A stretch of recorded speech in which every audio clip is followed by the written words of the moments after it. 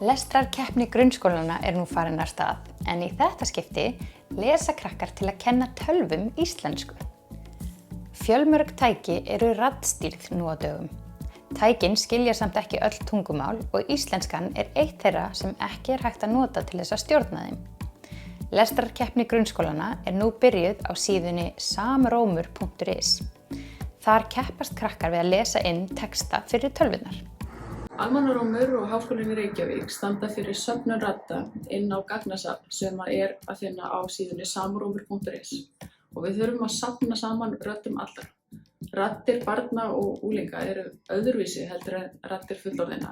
Þess vegna skiptir rosalega miklu máli að þið farið inn á samrómur.is, fáið leyfi foreldrana ykkar og lesið svo inn. Og til þess að gera þetta svolítið skemmtilegra, þá keppni í gangi, lestrarkeppni grunnskólanna.